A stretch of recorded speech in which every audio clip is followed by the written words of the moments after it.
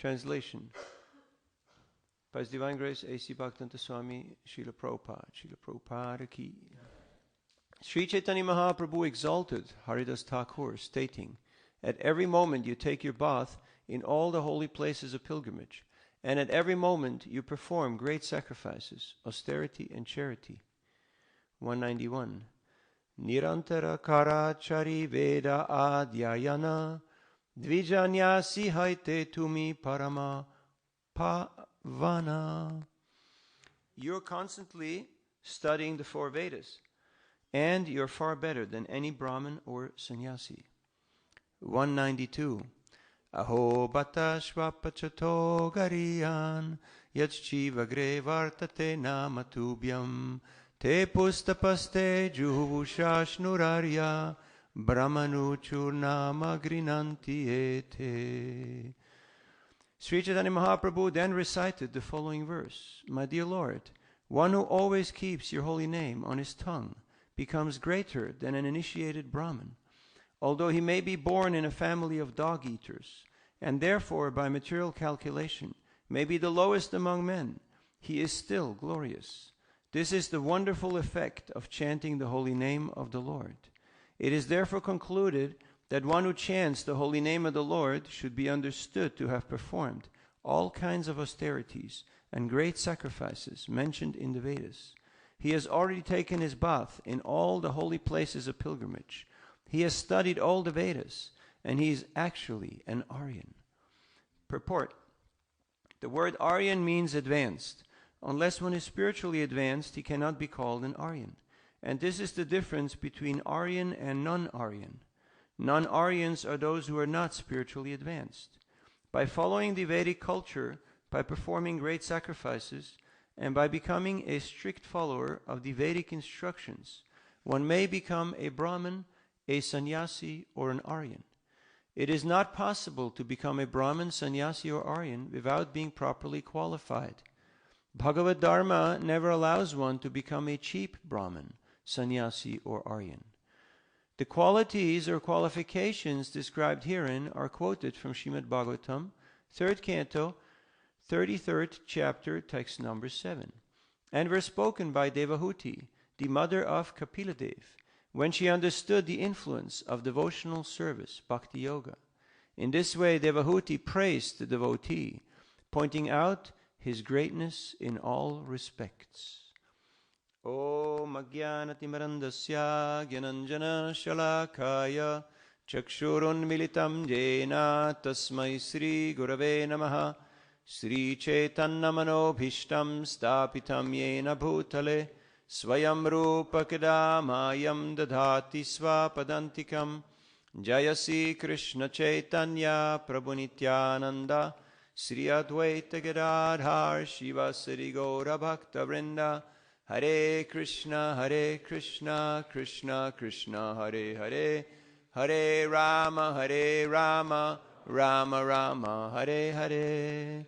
Mukam karoti vachalam pangum langayate girim yat kripadamaham vande Sri Guru Dinotaranam Paramananda Madhavam Sri Chaitanyeshwaram Vanchakalpatarubhyascha Kripasindubhyevacha Patitanam pavanebhyo Vaishnavebhyo Namo Namaha.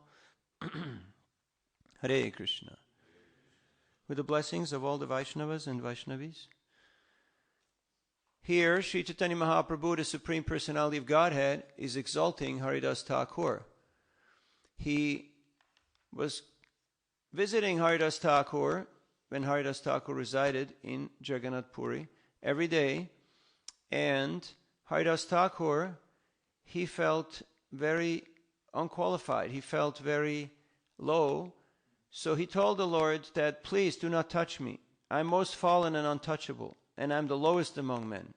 And the Lord's response was, I wish to touch you just to be purified, for your purified activities do not exist in me.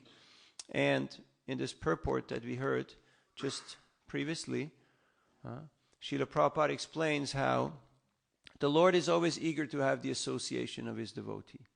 And the devotee is always eager to have the association of the Lord.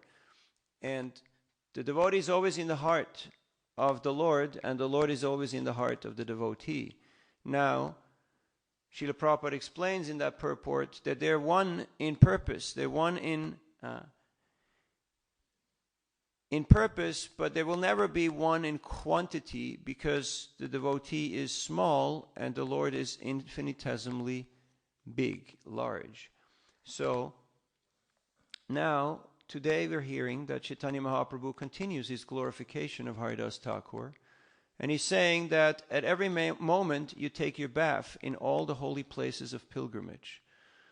Pavadvida bhagavatas tirtha bhuta svayam vibo tirti kurvanti tirtani svantakste nagadabrita.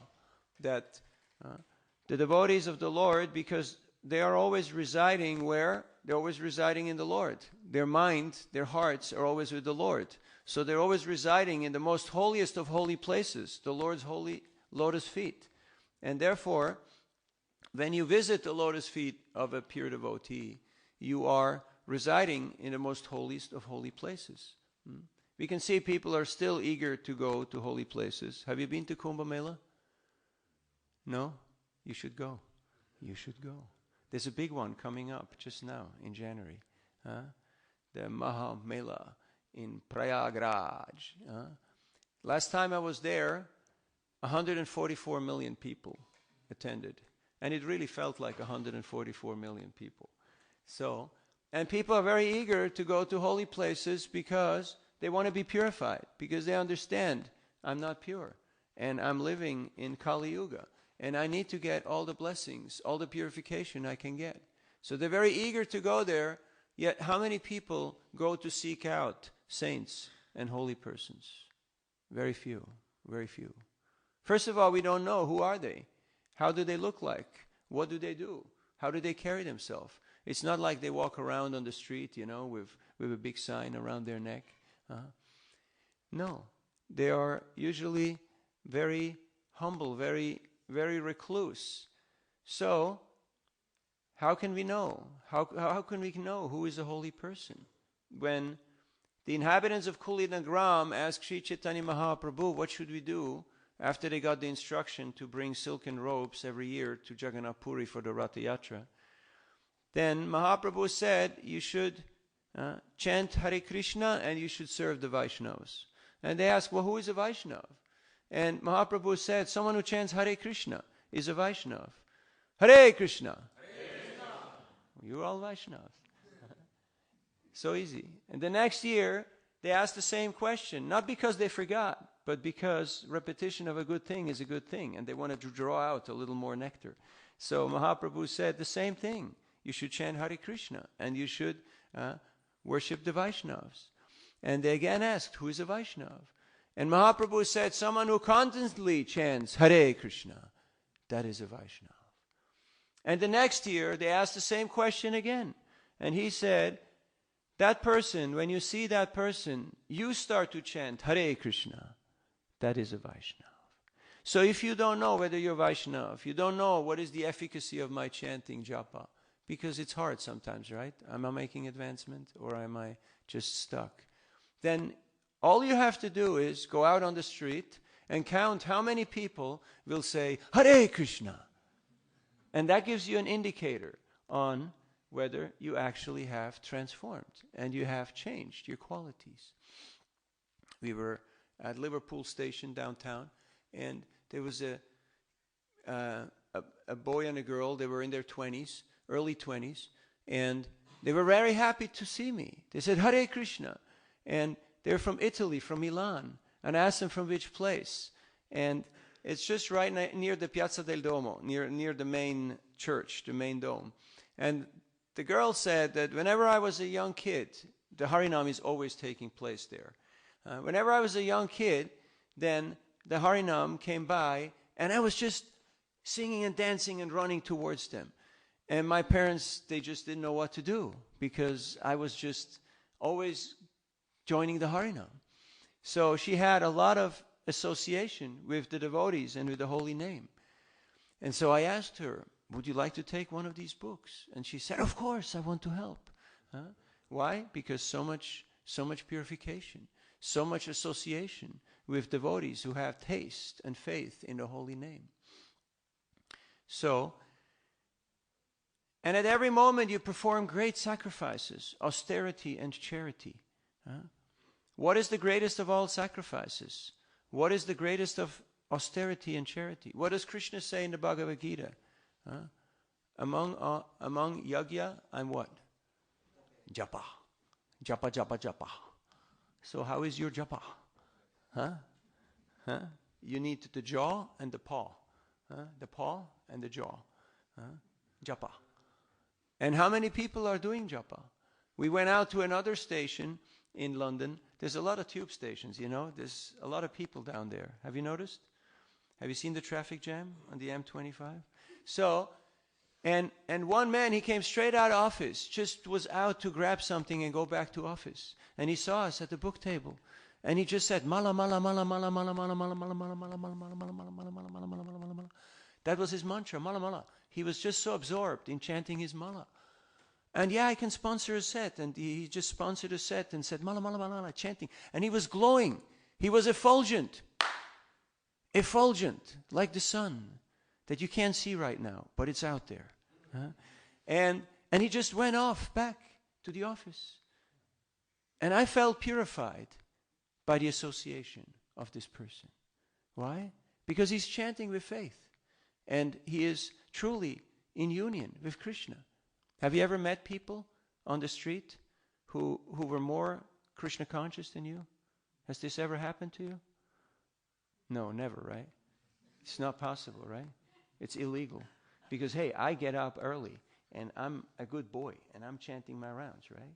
And they're living out there and doing all the jobs that they do. No. Many of them, they're actually more advanced than we are. Yesterday we were doing Harinam downtown in Chinatown, and there was a daughter and a mother, both quite elderly, and they came over. They were like Middle Eastern, Egyptian or Iran, somewhere around there, and they came and they asked me, what is it that you're doing? And I said, we're chanting God's names, we're praising God's names. And they stood there for as long as we were there. They stood there and were just smiling in awe and nodding and just appreciating the devotees. One time I was in Tashkent, Uzbekistan, one of the stans, and we're in pant and shirt because it's a Muslim country since 350 years.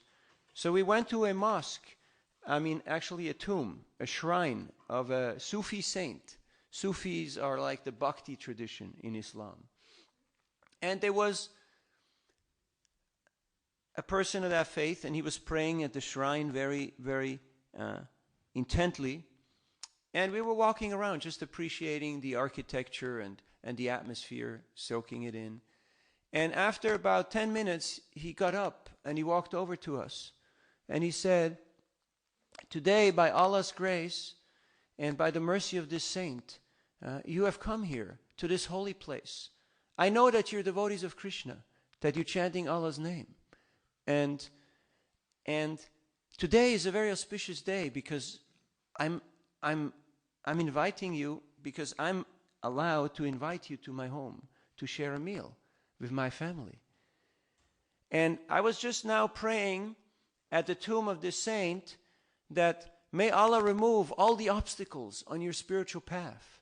May He fulfill all your spiritual desires. May you have taste in the chanting of the holy name of the Lord. And I thought, wow, this guy is in the zone. He's got it.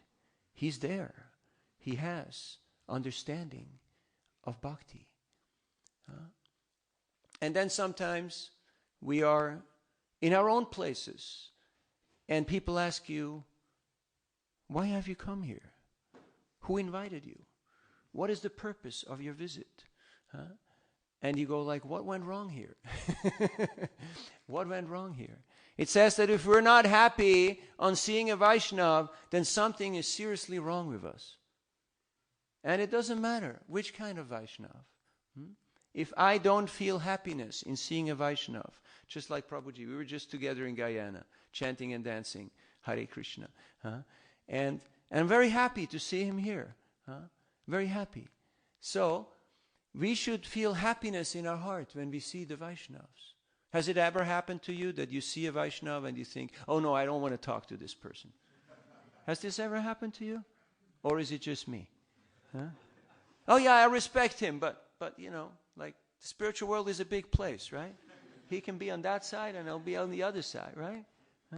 If you still feel, oh no, this person, he owes me, or oh, this person done something wrong, okay, I'm very tolerant, but karma will get him. Have you ever thought like that? Or is it just me? Human conditioning is strong. It's strong. We have to work on this. Otherwise, no golokora, premadana, harinama sankirtana. Otherwise, we can't go on Harinam.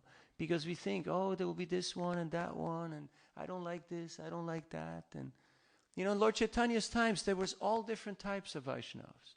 One time in Jagannath Puri, we were there doing Ratha Yatra. We had Yatra there with my Guru Maharaj.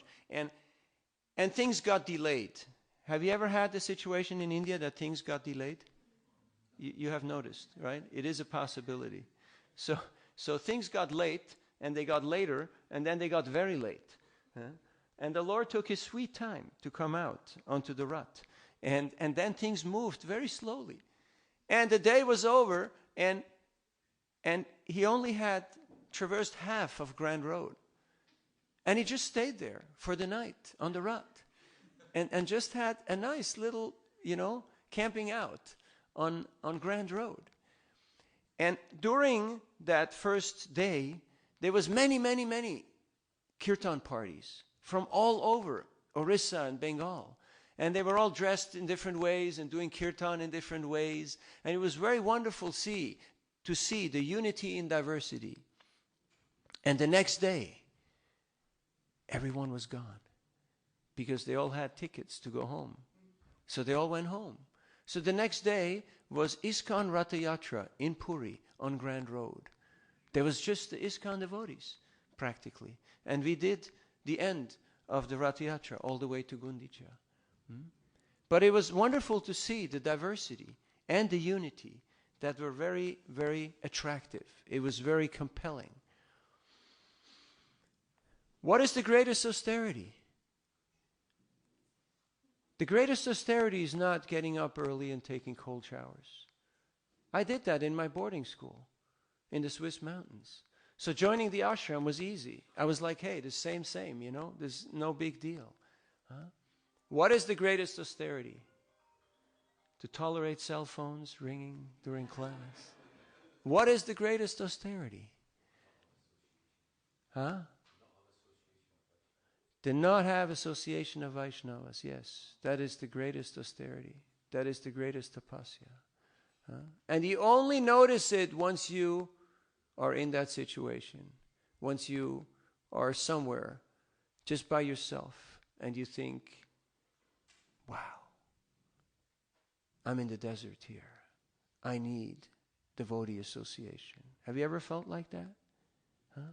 So let us not let any of these little innuendos, these little differences, these little different opinions or different tastes or different views inhibit us from taking shelter of the association of the Vaishnavas.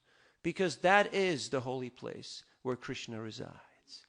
Now, His Holiness Chapataka Maharaj and his team are going around and installing lotus feet of Lord Chaitanya all over India to avail, so people can avail themselves of the association of Lord Chaitanya.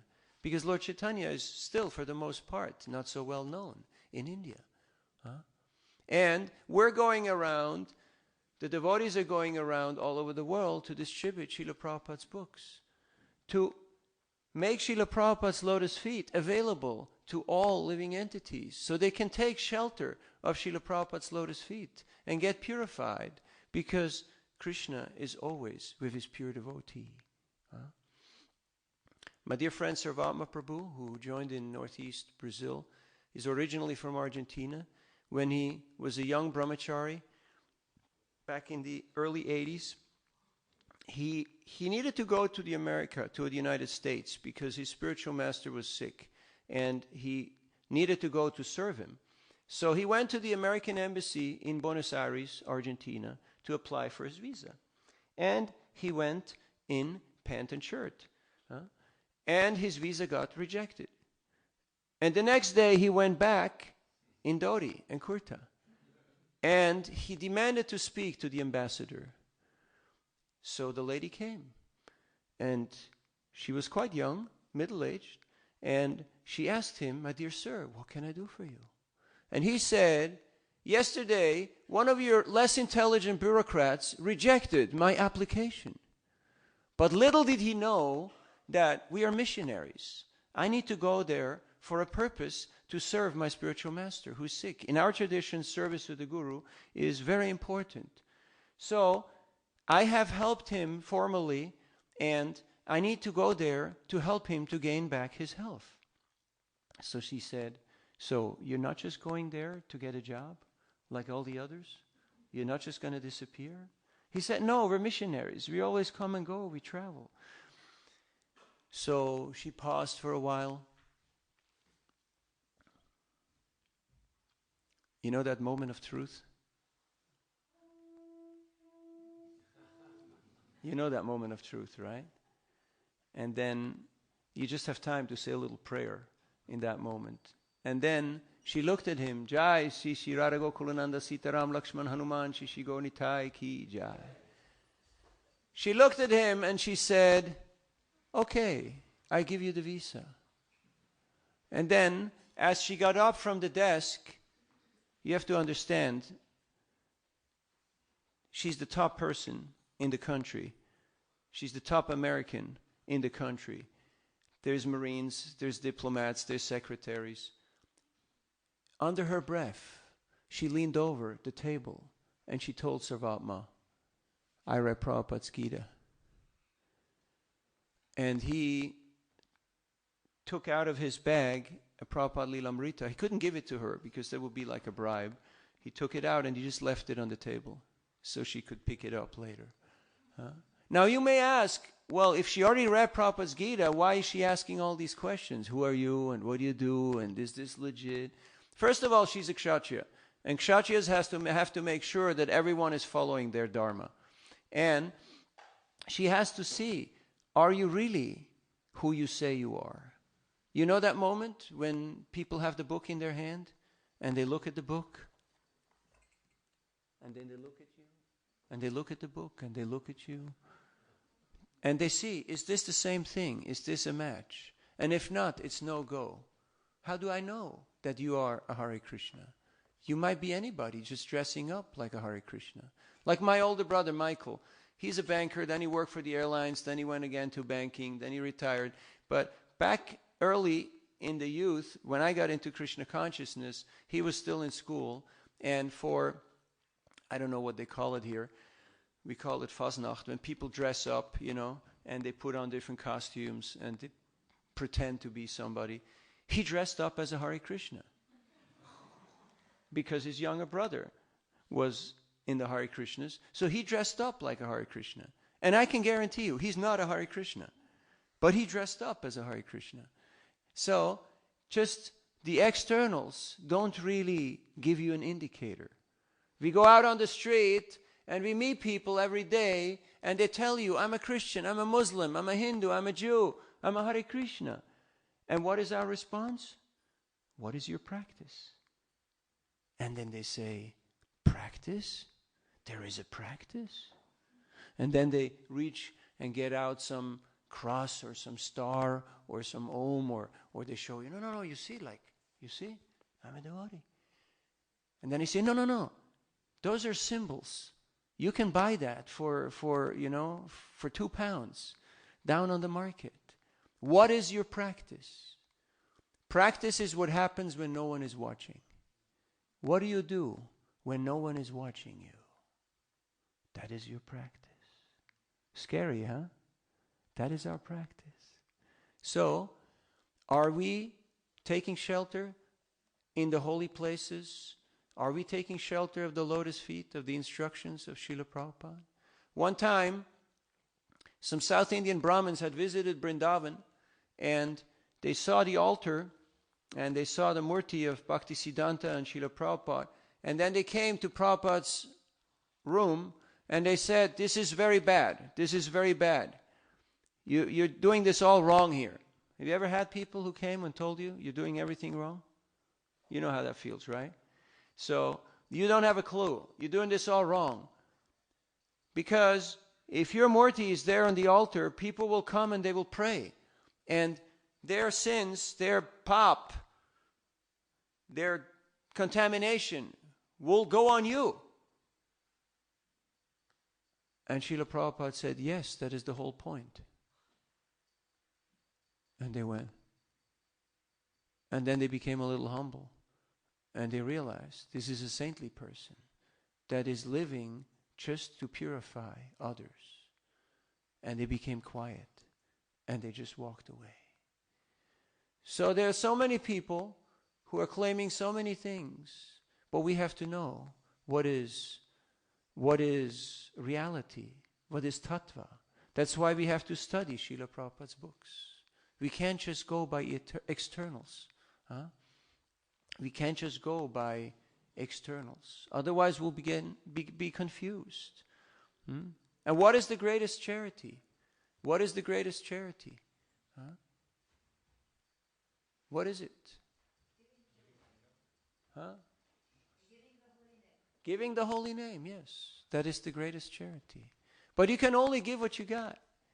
If I'm not really absorbed in chanting Hare Krishna, Krishna Krishna, Hare Hare, Hare Rama, Rama Rama, Hare Hare, then I won't be giving them the holy name. What I will give them? Well, I can give them my social media. I can give them my, my Kool-Aid, whatever it is that I'm high on, my own little noise that's going on, my own confusion. That's what I can share with people. But I can't give them the holy name if I am not fully absorbed in the holy name. So how much have I taken shelter of the holy name? How much am I convinced that this is truly the greatest gift? Golokera Premadana, Harinama Sankirtana. That comes through practice. And practice means practitioners. You have to have sadhu sangha. Because without peer review, you will not make rapid advancement. You will not know whether you're actually making advancement, or you're just stuck, or you're actually going back into the modes. You won't know, because you have no frame of reference. You have no way to know. So, we're very fortunate that Srila Prabhupada has given us this ISKCON society where we have ample opportunity for peer association. But unfortunate as we are, either we don't avail ourselves of this association, or we think peers, there ain't no peers. Everyone is just junior. I don't have anybody on my level. Have you ever thought like that? Or is it just me? Thank you for your honesty. This is a good class, So, it can happen, right? That all of a sudden we think, oh yeah, I'm the senior, or I'm the old guy, or I know a little more than other people. And then what happens? No more appreciation. No more appreciation of the devotees. No more appreciation of the holy name. All of a sudden, the holy name comes very difficult. You can't really chant with gusto. We can't really chant with taste, with devotion, because we're somewhere else. Our mind is making plans. Payam dvitiya biniveshatasyad ishadapetasya viparyo smritihi. Tanmaya buddhabhaje tvam. Last line. Mat Gurudeva tatma. Yes. Fear arises when we see something or someone as separate from Krishna. We were on the train, and we had somehow, by the arrangement of the potency of the Lord, purchased tickets that were a week ahead, not for today, but for 7 days later.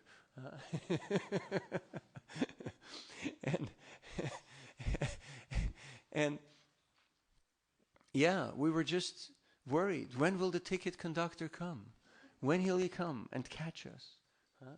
So the first one came, and somehow we used our bhakti points. You know, you have bhakti points from going to Mangalarti. We used our bhakti credit to somehow mesmerize that conductor. And they didn't notice and just said, okay. But then on our way back, karma caught up with us. And he said, "Ha! Wrong date." And we've been exposed. We've been exposed. And lucky he didn't charge us a fine. He just charged us for the ticket, cost of the ticket. But we were not happy to see that conductor because fear was there in the heart. We were seeing him as separate from Krishna. But nothing in this universe is separate from Krishna. It's all Krishna's energy. It's all Krishna's potency. So, if we take shelter at the lotus feet of Srila Prabhupada, which means taking shelter of Srila Prabhupada's instruction, taking shelter of Srila Prabhupada's followers, then we will not be fearful. Brahma bhuta prasannatma na shochati na kankshati samak sarveshu bhuteshu mad bhaktim lavate param. If you want to attain that param, that higher state of Krishna consciousness, na shochati na kankshati. So just let us introspect and look into our own heart. Is there still hankering and lamentation? Is it related to Krishna? Is it related to bhakti? Or is it just mundane stuff? So,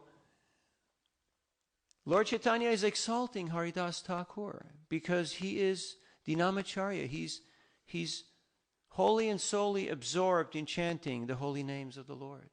And by his own example, he's showing us that you can chant everywhere, at all times, if you are truly surrendered and dedicated to the holy name. It is not something that you do when you have nothing better to do. It is not something that you do just to do your duty, just to tick off the boxes. But it is our be-all and end-all. It is our ashraya. It is our shelter. Without the holy name of Krishna, we don't have any shelter. I wanted to read you something, but I got carried away. It can happen.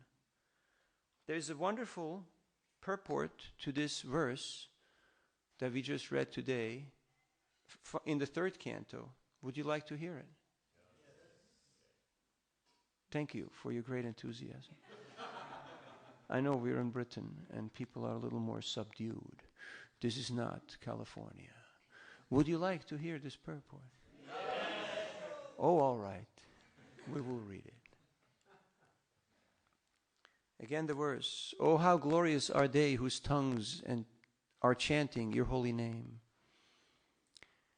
Even if born into families of dog-eaters, such persons are worshipable. Persons who chant the holy name of your Lordship must have executed all kinds of austerities and fire sacrifices, and achieved all the good manners of the Aryans. To be chanting the holy name of your Lordship, they must have bathed at holy places of pilgrimage, studied all the Vedas, and fulfilled everything required. Purport by Srila Prabhupada.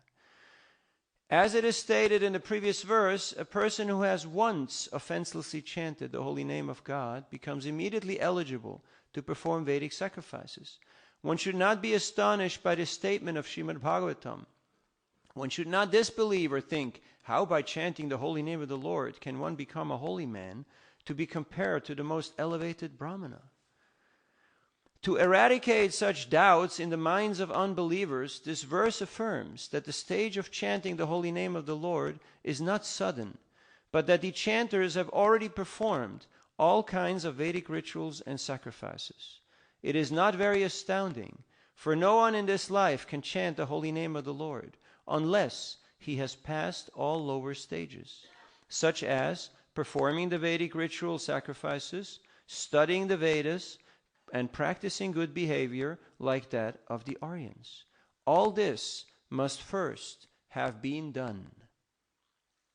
Just as a student in a law class is to be understood to have already graduated from general education, anyone who is engaged in the chanting of the holy name of the Lord, Hare Krishna, Krishna Krishna, Hare Hare, Hare Rama, Rama Rama, Hare Hare, must have already passed all lower stages. It is said that those who simply chant the holy name with the tip of the tongue are glorious. One does not even have to chant the holy name and understand the whole procedure, namely the offensive stage, offenseless stage, and pure stage. If the holy name is sounded on the tip of the tongue, that is also sufficient. It is said herein that Nama, a singular number, one name, Krishna or Rama, is sufficient. It is not that one has to chant all the holy names of the Lord. The holy names of the Lord are innumerable, and one does not have to chant all the names to prove that he has already undergone all the processes of Vedic ritualistic ceremonies. If one chants once only, it is to be understood that he has already passed all the examinations. Not to speak of those who are chanting always, 24 hours a day. It is specifically said here, Tubhyam, unto you. One must chant God's name, not as the Mayavadi philosophers say, any name, such as a demigod's name or the names of God's energies. Only the holy name of the Supreme Lord will be effective. Anyone who compares the holy name of the Supreme Lord to the names of the demigods is called Pashandi, or an offender. Are you still with us? This is a long purport. We're about halfway through. Anyway, I'll tell you a little story in between, just to keep you tuned. I was in Udupi, in front of Krishna Mat, the seat of Madhavacharya, and I was distributing books there. And one Pandit, he came with a flock of his students, about 12 of them. And he was very healthy. You know what very healthy means? He was a big guy. And he had big tilak, big sikha, big chadar, big pavitra, and big books on his arm. And I walked up to him, and I put a small book of Srila Prabhupada in his hand. And he looked at me, and all the disciples looked at me, and they went like, hey, this is our Guruji, this is our Panditji. What are you doing? Who you think you are? So he looked at me, and he said, what is your qualification? I was a little surprised. That can mean many things. That means, what is your gotra? Who is your guru? What's your educational background? What's your qualification to talk to me? That can mean many things. And I was a little startled. What do you do when you don't know what to do? Have you ever been in such a situation? What do you do? Hare Krishna, yes. You say one little Hare Krishna. You say, Krishna, if I've ever been a good boy, now is a good time for a miracle. I will use all my bhakti credits for this miracle right now, because this situation is not looking very promising. And I just said something. I just said, Gopi Bharta Parakamalayor Dasa Dasa Anudasa. Which means that I'm simply trying to become the humble servant of the servant of the servant of the servant of the servant of the gopis, who are the servants of Srimati Radharani, who is the servant of Krishna. And he had a big smile on his face. And he went to his dhoti, and he took out something, and he gave me 10 rupees. And he said, good boy, keep doing the good work. And he went off with his big stack of books and one of small book of Prabhupada on top, and his disciples. And I thought, ooh, one more time saved by Krishna. So if you want an exciting life, go on Sankirtan. You will have plenty of excitement. You will have all kinds of situations that look impossible, but Krishna is making it very much possible. We can talk a little more, but first we want to finish this purport, because not good to get carried away halfway through. The holy name has to be chanted to please the Supreme Lord, and not for any sense gratification or professional purpose. If this pure mentality is there, then even though a person is born of a low family, such as the dog eaters, he's glorious that not only has he purified himself, but he's quite competent to deliver others. He is competent to speak on the importance of the transcendental name, just as Thakur Haridas did. He was apparently born in a family of Mohammedans, but because he was chanting the holy name of the Supreme Lord offenselessly, Lord Chaitanya empowered him to become the authority, or acharya, of spreading the name. It did not matter that he was born in a family which was not following the Vedic rules and regulations. Chaitanya Mahaprabhu and Advaita Acharya, Advaita Prabhu, accepted him as an authority because he was offenselessly chanting the holy name of the Lord. Authorities like Advaita Prabhu and Lord Chaitanya immediately accepted that he had already performed all kinds of austerities, studied the Vedas, and performed all sacrifices. That is automatically understood. There is a hereditary class of Brahmins called the Smarta Brahmins, however, who are of the opinion that even if such persons who are chanting the holy name of the Lord are accepted as purified, they still have to perform the Vedic rites or await their next birth in a family of Brahmins so that they can perform the Vedic rituals. But actually, that is not the case. Such a man does not need to wait for the next birth to become purified. He's at once purified. It is understood that he has already performed all sorts of rites. It is the so-called Brahmins who actually have to undergo different kinds of austerities before reaching that point of purification.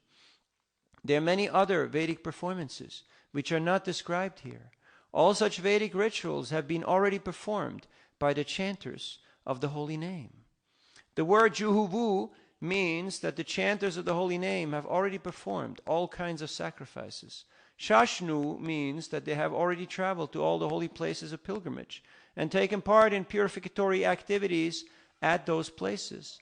They are called Arya because they have already finished all these requirements, and therefore they must be amongst the Aryans, or those who have qualified themselves to become Aryans. Aryan refers to those who are civilized, whose manners are regulated according to the Vedic rituals. Any devotee who is chanting the holy name of the Lord is the best kind of Aryan. Unless one studies the Vedas, one cannot become an Aryan. But it is automatically understood that the chanters who have already studied all the Vedic literature, the specific word used here is anuchu, which means that because they have already completed all those recommended acts, they have become qualified to be spiritual masters. The very word grinanti, which is used in this verse, means to be already established in the perfectional stage of ritualistic performances. If one is seated on the bench of a high court and is giving judgment on cases, it means that he's already passed all legal exams and is better than those who are engaged in the study of law or those expecting to study law in the future. In a similar way, persons who are chanting the holy name are transcendental to those who are factually performing the Vedic rituals and those who expect to be qualified. Or in other words, those who are born in families of Brahmins but have not yet undergone the reformatory processes, and who therefore expect to study the Vedic rituals and perform the sacrifices in the future. There are many Vedic statements in different places saying that anyone who chants the holy name of the Lord becomes immediately freed from conditional life, and that anyone who hears the holy name of the Lord, even though born of a family of dog eaters, also becomes liberated from the clutches of material entanglement. Srila Prabhupada ki. One time we were in Pushkar doing Harinam Sankirtan during the camel fair. Any one of you has been to Pushkar? You've heard of camel fair? It's the biggest, it's like the Kumbh Mela of Pushkar. There's over 1 million people in a small town. And it's packed out. And I won't get into the story how we got there, because it's quite an adventure. But there's about 8 of us, however many we could fit into a car, coming from Vrindavan through Jaipur.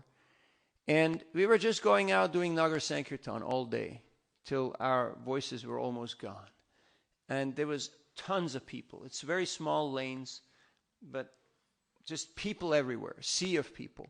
And people were so much enamored, so much happy to see the Sankirtan.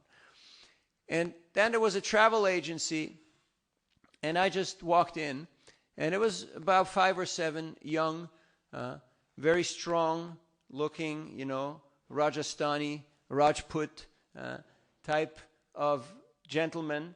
And they were dressed very nicely in Western clothes.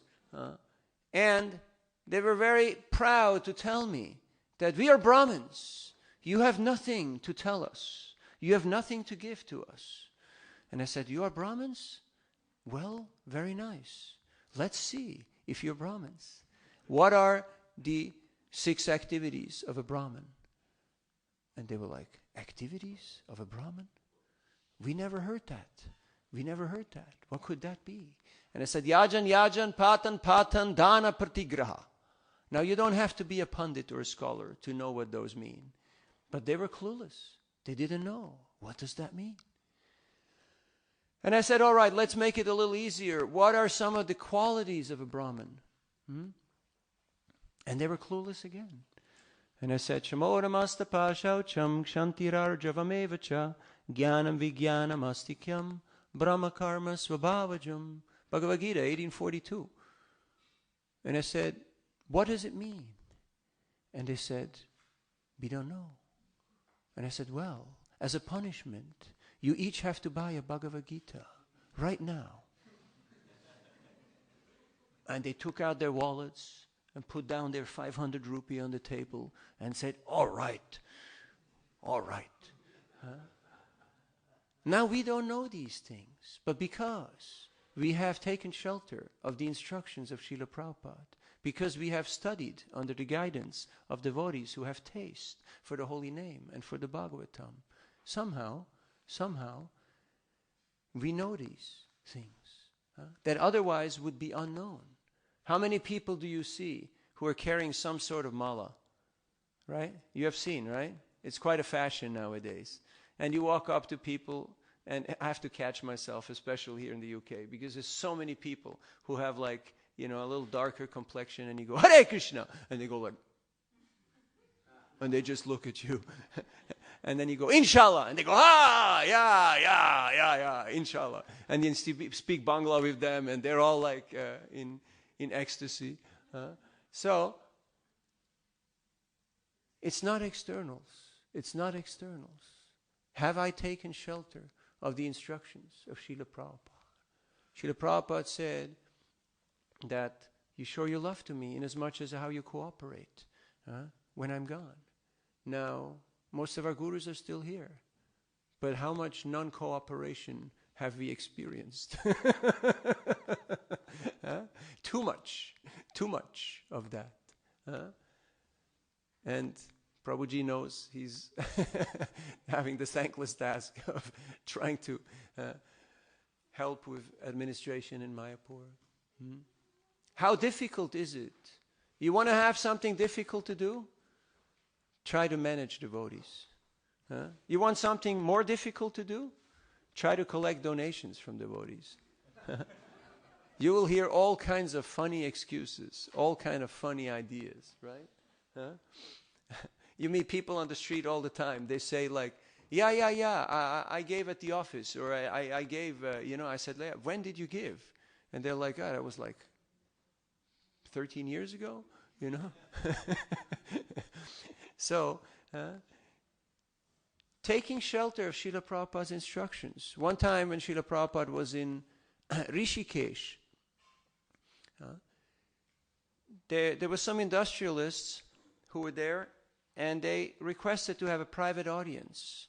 So, Srila Prabhupada asked his servants and the devotees to leave, but Bhakti Churmaraj, he just pressed record on the machine. So, they asked Prabhupada, who will be your successor? And Srila Prabhupada said, those who follow my instructions will be my successors. Because they thought he's going to appoint an acharya. They thought he's going to appoint an individual. But he said, those who follow my instructions, they are my successors. So if we want to be successors of Prabhupada, we have to study his instructions. And we have to apply them in our own lives. And that means cooperating with the devotees to spread the Sankirtan movement. And cooperation doesn't mean that everybody has to cooperate with me. That's usually the management's perspective of cooperation, right?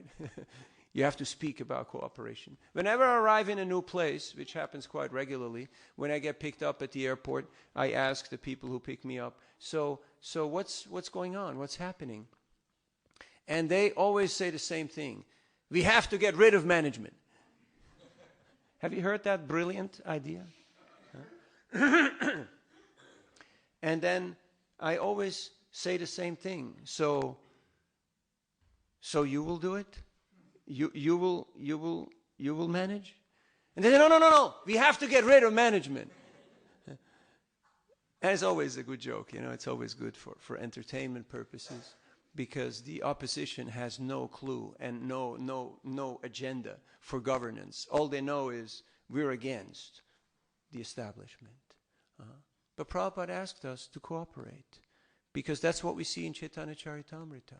Why is Chaitanya Charitamrita the topmost literature? Purushartha Shiromani. Why it is the quintessence? Because you see in practice the devotees applying the principles of the Bhagavatam and of the Gita and of all the Vedic literatures in their lives and cooperating together. You see multiple generations of gurus interacting with each other, very friendly, very respectfully, very much in a Vaishnava environment. There was no such thing as pulling rank. Yeah, there was one, Ramachandra Puri. He's there, to show us what not to do. Don't you know who I am? I'm a god brother of your guru. But we have all these wonderful examples of Vaishnavas who are cooperating in a very loving, in a very respectful, in a very kind way. And that is the example that we should be following. Are we reading Chaitanya Charitamrita? Less than 10% of our congregation has the books. And also less than 10% have read all the books. And that is not a passing mark. Am I correct? Yes or yes? 10% is not a passing mark. You need to do better than that. It's not enough to just, I sat in class and I heard a few of those names. But when people were actually to ask you, who is this Haridas? Who is this Haridas? Where is he from? What does he do? Who is Prabhupada? Who is he? What's his full name? What's his life story? What has he done? So many devotees don't know that some of the Goswamis were working for the Muslim government, were ministers. They had families, they had wives, they had children. So many don't know. Why? Because we have to put in the effort. We have to put in the time and actually spend quality time at these holy places. The lotus feet of Srila Prabhupada, Srila Prabhupada's instructions, which means Srila Prabhupada's servant. We hear of Tapan Mishra, who was an educated Brahmin, but he didn't know the goal of life, nor how to attain it. Now, how can you be an educated Brahmin and not know the goal or how to attain it? Bhaktisiddhanta Saraswati Thakur explains, he was worshipping the deity, he was chanting Hare Krishna privately, but he was not doing Harinam Sankirtan. He was not cooperating and collaborating with other devotees to expand the glories of the holy name. And he said that's why he was a Kanishta Adhikari. And that's why he did not know the goal of life nor how to attain it. How do you know whether you're a Kanishta, Madhyam, or an Uttam? Well, we gave you some indication. Another indication is that Kanishtas, they like to argue.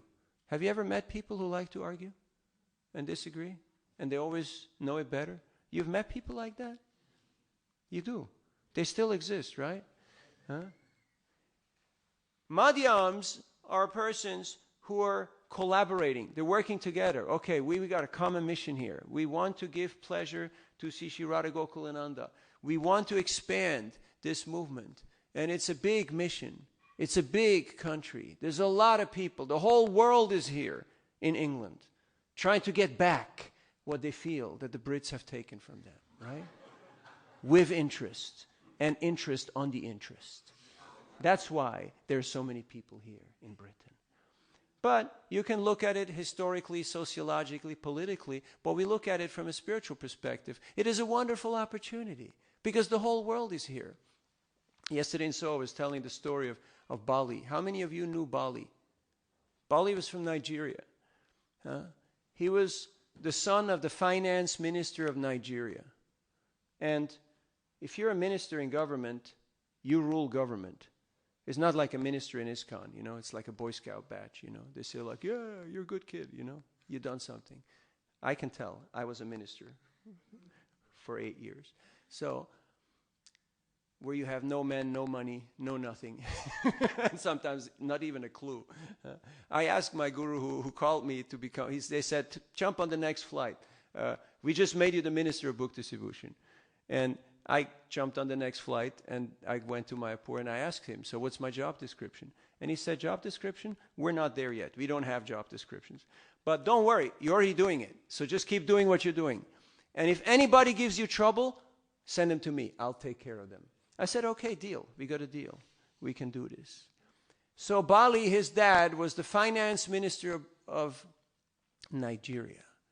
And Bali came to London to get his MBA. And what happened? Guess what happened? Hare Krishna, Krishna Krishna, Hare Hare, Hare Rama, Rama Rama, Hare Hare. Bali became a devotee. And his dad told him, you either drop this stuff or I will erase you from my will. And Bali said, Hare Krishna, Krishna Krishna, Hare Hare, Hare Rama, Rama Rama, Hare Hare. So he erased him from his will. When the man got old, and he got very sick, he got very ill, and he needed assistance, he needed care. But none of his family members, none of his many wives, and his many children wanted to be around him because he was a tyrant, because he always got what he wanted. Everyone abandoned him. But Bali went to Nigeria and took care of his dad till his dad died. And his dad left him a few factories and a few estates and a few things. And Bali took those resources and sponsored the Harinam Sankirtan. He bought vans, he bought instruments, he paid salaries to devotees in developing nations who would do full-time Harinam Sankirtan. He said, I'll maintain you. You go out and do Harinam. I'll maintain you. And he did great service for the Sankirtan movement of Chaitanya Mahaprabhu. So whenever you meet some confused kid out there on the street, just remember Bali, okay? These are kids from well-to-do families from all over the world who come to London, who come to England to study, to get their masters or PhDs or postdoc or just undergrad. And there's a great opportunity, but we need a team. Right now, I see tremendous potential. There's an immense asset of potential, of qualities, and of so much wisdom, so much knowledge, so much determination, so much love. But on the level of the teamwork, on the level of the national strategy or even local strategy, what happens after breakfast, or what happens after I'm not here? How will things go on? If we actually read the books that we distribute, and that's my last point, if we actually read the books that we distribute, what is leadership? Leadership is what goes on when we're not there. Like, we're not in Mayapur, but we're not worried because Mayapur goes on even if we're not there. Why? Because we put in a little effort to try to improve things and to help put the right people into place so that things can go better than when we were there, right? The only mandate of a leader is to train his successor. That is parampara. That is the only mandate. It's not to become famous, it's not to become wealthy, it's not to be well-liked, but it's to recruit, train, and empower the next level of leadership. And if they don't do that, then they have failed. You know that big F? You ever got a big F on your paper? You know how it feels. So, let us put our heads and hearts together to make plans how we can learn love through cooperation. And Srila Prabhupada has given us ample opportunities. It is wonderful to see the stellar level of deity worship And last night we came in late and we saw all the cars and we thought, oh, what kind of a party is going on here? Huh? and the level of congregational development and how you take care of patrons. But sometimes we forget to take care of our own people, those who are in the institution, who are working here full time. Sometimes we forget that. So let us meditate how we can actually take shelter of Srila Prabhupada's instruction, this holy place, this tirtha, and in this way become empowered. Krishna Shakti Vinanahetara Pravartana. It is Krishna's potency that is spreading this movement. I don't care who your Diksha Gurus are, because I love and respect them all. Huh? But what interests me is, are you willing to play ball? Are you willing to take part in Harinam Sankirtan? That is what interests me. And we need everybody. We are hiring. We need artists. We need cooks. We need filmmakers. We need managers. We need fundraisers. We need bricklayers. We need doctors and nurses. We need truck drivers, security guards, cooks. We need everybody. Because it's a big mission. Srila Prabhupada built a house in which the whole world can live. Huh? He said, I have one disease. I cannot think small. Huh? I want to spread Krishna consciousness everywhere at once. That's a pretty big vision. That's a pretty big vision. There's a saying that if you have 1 year time, you grow rice. If you have 10 years time, you grow coconuts. If you have 100 years time, you grow people. Prabhupada got up every night at midnight to write 6 pages, translate 6 pages, to give us the textbooks for the next 10,000 years. That was Prabhupada's vision, 10,000 years. So you can see how far your vision is. If you're not sure whether you have 20/20 vision or how good your vision is. Huh? How far can I see? Breakfast, lunch, dinner? Maybe get through the week, get through the year, get through my life? Or 10,000 years? That was Prabhupada's vision. If we want to expand our vision, we want to expand our capacity, we want to expand our impact, we have to take shelter of Srila Prabhupada's instruction and actually actively collaborate in this Harinam Sankirtan. And that means, yes, going out of comfort zone, venturing out into the great unknown, dealing with people who are from different backgrounds and cultures and ideas, and seeing what is that unity in diversity. How can I appreciate this person? And then you'll be surprised how people will pay you back in the same currency that you already extended to them.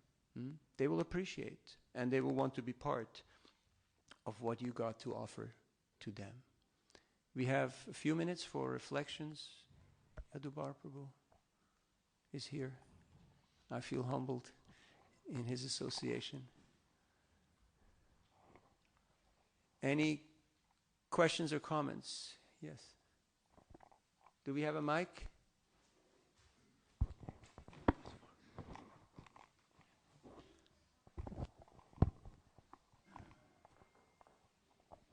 I must say, I feel humbled in yours. That we're not doing nearly enough to contribute. We see Prabhupada's example, which is the highest. He gave everything right to the end. And Prabhupada's last words, that kind of fit with his class, is that everything is acting, moving by the supreme desire of Krishna. This consciousness is Krishna consciousness. On his bed, some of the last translations. If we actually realize that, there's no hankering, there's no lamenting. But we still have to go out and work hard. Hare Krishna. Thank you. Adi Guru Prabhu.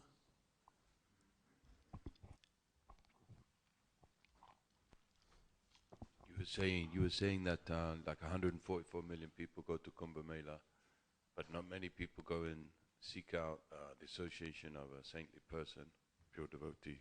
So then you said that one of the main obstacles, they don't know who a pure devotee is. So how will they recognize him? So what are the other obstacles, could you say? Manda sumanda matayo, manda bhagi upadrita. People are lazy. They're distracted. Too preoccupied with petty things. All of that. But by association with a devotee who has taken shelter of Srila Prabhupada's lotus feet, which means Srila Prabhupada's instructions and the Sankirtan movement of Chaitanya Mahaprabhu, that can become ignited. Just like Lord Nityananda. He went around and he dealt with people who were way outside of your usual target group. But he just injected that spark of enthusiasm in their hearts. And he fanned it. And he caught on fire. And that's why we pray to Lord Nityananda that he may give us some of that potency. Because a lot of people that you meet, they're spiritually like dead. You ask them like, yoga, meditation, this, that, the other thing, and it's just like flat, like no response. It's just blank. It's just, dead. Not an inkling. Then I ask them, usually as a last attempt, are you human? Are you human? Like on the computer when you book a flight, and then it asks you, are you human? And I go like, this is funny. AI is asking me, are you human? This is really funny. And then what? What's the next level? Hare Krishna, Krishna Krishna, Hare Hare. Hare Rama, Rama Rama, Hare Hare. Somebody has to have faith in the potency of the holy name. And then just extend themselves. Prabhupada didn't know how it's going to happen, but he had faith in the instruction of his spiritual master. When he stepped off Jaladuta, he didn't know whether he should turn left or right. Till some person came and said, okay, here's your bus ticket, and, go on the Greyhound bus to Butler, Pennsylvania. It's a long ride. It's a long ride from New York to Butler, Pennsylvania. But Prabhupada had full faith. He was happy to start small. He was happy to collaborate and cooperate with people who were not following nothing. Sleep on their couch or sleep on their living room. Not complaining. But the greatest austerity is to cooperate with others. It's the greatest austerity because we already have our ideas and we don't like to be challenged. Who likes change here? Only a wet baby likes change. Everybody else likes status quo, right? Status quo is still the most popular band, even in ISKCON. And anyone who comes and challenges status quo is considered a threat to the establishment. But we have to, or else we won't really be taking shelter of the instructions of Srila Prabhupada. Last point. Gopal.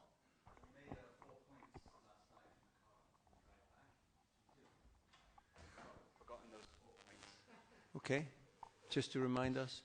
I was walking in Govardhan with His Grace Purijan Prabhu, and he told me, Navina, there's something I wanted to tell you for the last 2 years. Bing, the lights go on, right? For 2 years, he wanted to tell me something. And what is that? Now is the most important time of your life because you're investing into your foundation. I was thinking, hey, I'm already doing this for 30, 35 years, Now is the time to build my foundation? Yes, now is the time to build my foundation. Because if you want to put something of magnitude, then you have to have very strong foundation. Then he said, question number 1, who am I? I'm a servant. Question number 2, who occupies the sacred space of your heart? Who's there? Your Guru, Prabhupada, Radhakrishna? Who do I worship on the altar of my heart? Money? Fame? What is there?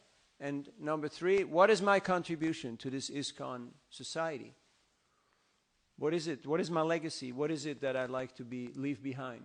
And then in concluding, while I walked back, I was meditating, okay, what am I willing to sacrifice? What am I willing to do to achieve my contribution? So those 4 are the ones that we talked about. Okay, for the close, Govinda. Thank you. Then we're out of here. Going back to your point, when you travel around, you meet people and they sometimes say, oh, we get rid of management. So my question is this, that sometimes there are places in our society where there are problems with management, and then... Sometimes? Yes, quite often. And in some places. Yes. Not in this place. And sometimes it's like, it's quite a bad problem, and then you find 10 years later it's not been solved, and you think, well, Krishna's the Supreme Personality of Godhead. Why does he mix in all this little stuff in our society? Why does he not solve it? Well, first of all, thank you for your honesty. Don't shoot the messenger, okay? So, first of all, we have a rule. You are welcome to point out room for improvement, even to give criticism, as long as you're willing to be part of the solution. That is the condition. Because if we're not willing to be part of the solution, it's not constructive. It's easy to find fault. It's not easy to actually improve things. And then to actually voice it, to bring it out in a way that's not crushing. But of course, some people, they will say, oh, you had some emotion there. You showed a little, emotion, a little temper there in your speech. I saw you flared up a little bit. So dismissed. Your case, your argument is dismissed. Oh, you got angry. Hell yeah, I get angry sometimes. I hope you get angry sometimes when you see atrocious things happening, right? But then what's the next stage? How do I engage my emotions and my upset and my anger? Do I have a way of channeling this and in a constructive way that it will actually be part of the greater good? And as far as why does Krishna do this to us? Krishna very mercifully shows us where we're at. Prabhupada said Krishna could give you the whole world in 18 days. He gave it to the Pandavas. But right now we can't even take care of a few places. So maybe we have to improve a little bit on our team dynamics and our vision and our love and trust, which starts with open communication and cooperation. And then Krishna will actually empower us. It's been done before. It can happen. It can happen in our lifetimes. It all depends on whether we are willing, capable, the capacity that's inherent in us. Nitya Siddha Krishna Bhakti Sadhya Kabunoi, Shravanadi Shuddha Chitta, Koro Udoy. If we actually chant Hare Krishna, Krishna Krishna, Hare Hare, Hare Ram, Ram Ram, Hare Hare. What does it mean, chanting Hare Krishna? It's not just my own little ritual for punya or to get rid of papa or to get moksha or to get a new car or a job or pass the exam or make it through somehow. We're asking for grace. We're asking for mercy. We're asking for service. So what if they'd ask you to become the new GBC of the UK? Are you willing? No. We're hiring. We're hiring. It's a good mind exercise, right? And yes, we're very happy to have the kids here. We appreciate their enthusiasm. We're hiring on all positions because, believe it or not, some of us do get older, although I see some who are getting more youthful by the day. So all this succession talk will be, it's a generational problem. It's been there forever. So how can we... Yes, you got to ring that bell. Kids show us it's time to ring the bell. So thank you for your great attention and participation. And please bless us. We can always take shelter in the instructions and of Srila Prabhupada and the association of the Vaishnavas who are absorbed in chanting Hare Krishna and in expanding the glories of the holy name, following in the footsteps of Srila Haridas Thakur and all our Vaishnava Acharyas. Shri Chaitanya Charitamrita ki, Srila Prabhupada ki, Gaur Bhakta Vrinda ki, Nitai Gaur Premanandi Hari Hari Bol. Thank you very much.